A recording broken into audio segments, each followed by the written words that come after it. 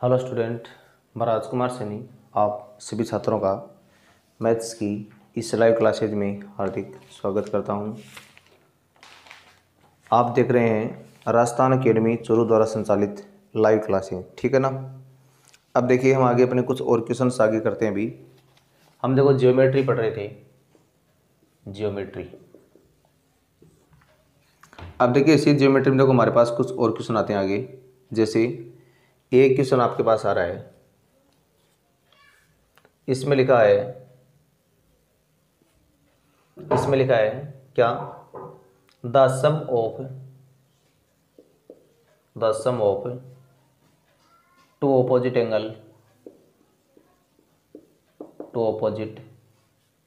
Angles of a parallelogram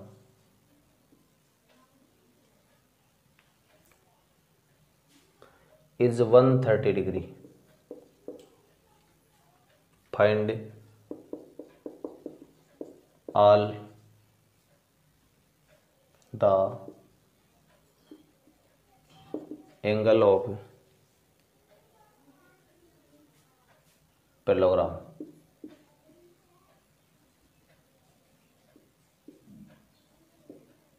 देखो इसमें क्या लिखा है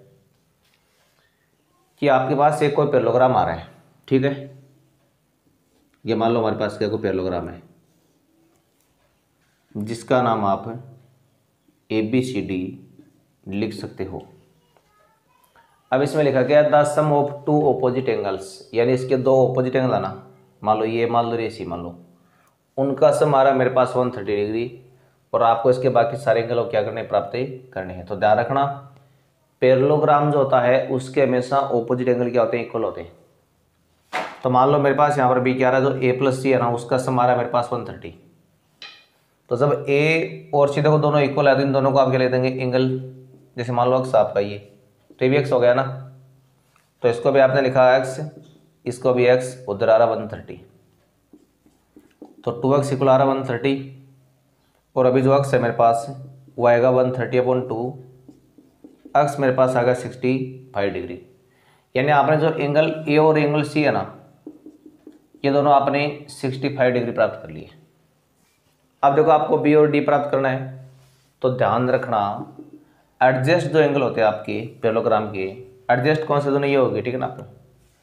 यानी आप जानते हैं कि सम ऑफ एडजस्ट एंगल्स है वो हमेशा क्या होता है आपका 180 होता है। मतलब A और D का 180 हो गया, और इस तरह मान लो इसका C और D का 180, इन दोनों का 180, इनका 180, ठीक है ना, ऐसे 180 होता है। तो यहाँ पर मेरे पास क्या आएगा, A का तो माना है 65, D हमें पता नहीं है, उधर आ रहा 180, तो D का मान आएगा 180 - 65 डिग्री, और एंगल D मेरे पास कितना देगा, यहाँ तो आ रहा अभी कितना 5 आ रहा है, और फिर 7 बचेगा 1, यानी 115 डिग्री आ रही है। तो D आएगा ना, उतना ही आपका क्या आएगा B आएगा। तो B और D दोनों का मान भी कितना आ गया हमारे पास है 150, और A और C का कितना आ गया 65 डिग्री। तो ये आपने इस तरह से इसके दो चारों एंगल थे वो आपने प्राप्त कर लिए हैं। अब देखिए हम आगे बढ़ते हैं, अपना नेक्स्ट क्वेश्चन है उसकी तरफ। देखो नेक्स्ट क्वेश्चन हमारा रहेगा, उसमें आपके पास ये आ रहा है,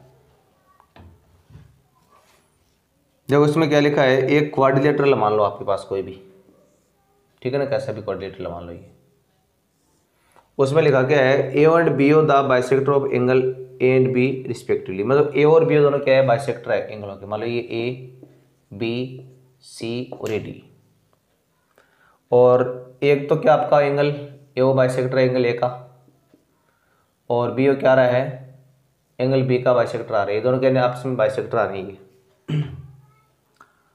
और उसके बाद में क्या है, जो C और D आ रहे हैं मेरे पास, C आ रहा है 70 डिग्री और D आ रहा है 30 डिग्री। तो आपसे अब ये पूछा गया है कि एंगल जो AOB है वो कितने डिग्री का होगा, AOB ये वाला। मतलब अब आपसे यहाँ पर इस क्वेश्चन के बारे में, यानी AOB जो एंगल बनेगा उसके बारे में आपसे पूछा गया है। तो देखिए सबसे पहले हम क्या करेंगे, आप जानते हैं कि आपको ये AOB प्राप्त करना है, इससे पहले आप जानते हैं कि जो angle A plus angle B plus angle C plus angle D, इन सब का ऐड होता है 360। फिलहाल हमें यहाँ पर ए और बी का तो मान पता नहीं है, चलो तो सेम रहेगा आपका। सी का मान 70 आ रहा है और डी का आ रहा है 30, उधर आ रहा है 360। देखो ए प्लस बी को तरफ ला एक बार सेम, या 100 बराबर आ रहा है 360 डिग्री। अब देखो ए प्लस बी जो है मेरे पास वो आ जाएगा 360 माइनस 100 आ जाएगा, और एंगल जो ए प्लस बी है वो आ गया मेरे पास 260 डिग्री। ठीक है ना। अब देखिए उसके बाद में क्या है, जब आपने ए और बी का सम प्राप्त कर लिया 260, अब ऐसा करो दोनों तरफ 2 से डिवाइड कर दो इसको, तो angle A plus angle B upon 2 कर दो, इधर भी आप 260 अपॉन 2 कर दो, तो ये द्वारा angle A upon 2 angle B upon 2, उधर आ गया मेरे पास 130 डिग्री। मान लो आपने इक्वेशन फर्स्ट प्राप्त कर लेना। अब देखिए आप जानते हैं, मैं देखो किसकी बात कर रहा हूँ, मैं ट्रायंगल देखो ए ओ बी की बात कर रहा हूँ अभी। इसमें आपका angle A O B plus angle A का हाफ एंगल बी का हाफ, उधर आ रहा है 180 डिग्री। अब देखिए जो एंगल ए ओ बी है मेरे पास, उसका मान आपको अभी फिलहाल पता नहीं है, और अब देखो ए अपॉन 2 देखो बी अपॉन 2, इन दोनों का मान आप देखो यहाँ पर क्या निकाला था, 130 निकाला था, उधर आ रहा 180, और एंगल ए ओ बी बराबर आएगा मेरे पास 180 माइनस 130, और एंगल ए ओ बी कितना आ गया मेरे पास है 50 डिग्री आपको प्राप्त हो गया है।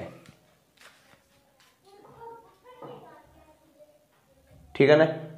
तो इस तरह से आप ये एंगल ए ओ बी है वो आप प्राप्त कर सकते हो। अब देखो उसके बाद में चलते हैं आगे अपने नेक्स्ट क्वेश्चन की तरफ।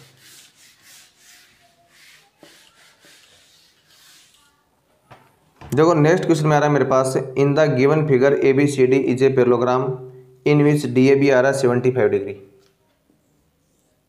मान लो आपके पास अभी क्या आ रहा है, ये पैरेललोग्राम आ रहा है, जो मान लो मेरे पास क्या है ए बी सी डी है। इससे मान लो ये कोई डायगोनल आ रहा है, उसके बाद में आ रहा है अभी क्या,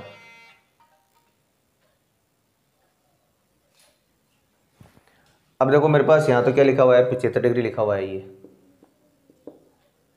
और ये आ रहा है मेरे पास 60 डिग्री। अब देखिए उसके बाद क्या लिखा है, एंगल डी ए बी द्वारा 75 ना, और डी बी से आ रहा है 60 डिग्री।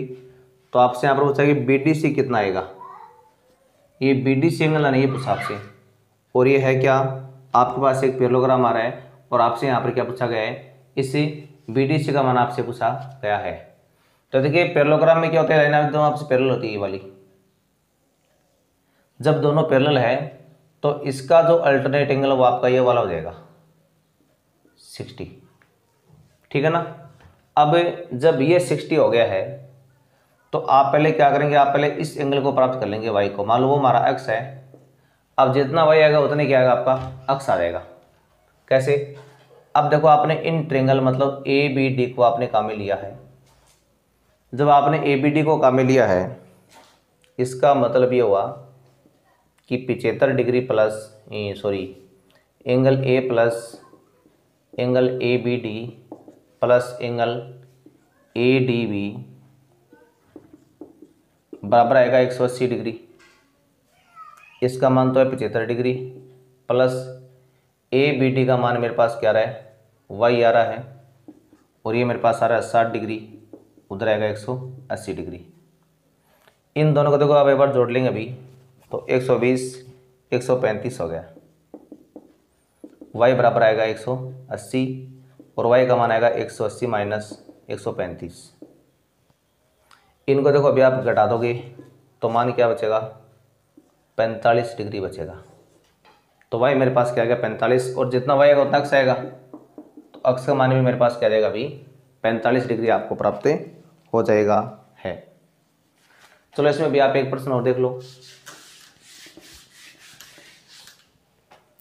अब जैसे मान लो मेरे पास क्या रहा है, एक प्रश्न देखो, मान लो आपका ये इसमें आ रहा है क्या, in a circle with a centre and radius उसकी आ रही 5 सेंटीमीटर, मतलब आपका सर्किल आ रहा है कोई भी एक, उसकी रेडियस 5 सेंटीमीटर की है। A B is short chord of 8 centimetre, मतलब ए बी क्या मेरे पास इसकी कोई शॉर्ट सॉर्ड है जो है 8 सेंटीमीटर लॉन्ग, और इसकी रेडियस क्या आ रही है 5 सेंटीमीटर आ रही है, मतलब ये 5 सेंटीमीटर की इसकी रेडियस है। और देखो ओ एम है ना, वो आ रहा है ए बी के ऊपर लंबवत आ रही है ओ एम। तो अब आपको इसमें प्राप्त क्या करना है, length of O M find करनी है। तो ओ एम है उसकी आपको लेंथ निकालनी है। तो देखो सबसे पहले आप सेंटर से अगर चौड़े पर लंब डालते हो तो वह हमेशा इसको 2 इक्वल पार्टों में क्या करती है, डिवाइड करती है। तो मान लो ये भी 4 है और ये भी 4 है। अब आपको ये ओ एम प्राप्त करना है, तो इसमें आप लगा देंगे पाइथागोरस से, यानी बाई पाइथागोरस थ्योरम, पाइथागोरस से थ्योरम, जो क्या होता है आपका ए ओ स्क्वायर आएगा A M square plus O M square के, ये 5 का स्क्वायर, ये 4 का स्क्वायर, ये आ रहा ओ एम स्क्वायर, ये 16 प्लस आ गया ओ एम स्क्वायर माइनस 16 बराबर आ जाएगा ओ एम स्क्वायर, 9 बराबर है O M square, O M बराबर आ रहा है मेरे पास √9 और ओ एम क्या आ गया मेरे पास 3 सेंटीमीटर। तो इस तरह से आप जो ओ एम था उसका मान आप प्राप्त कर सकते हो। तो आज के लिए बस इतना ही, मिलते हैं नेक्स्ट वीडियो में, तब तक के लिए आपको नमस्कार, धन्यवाद।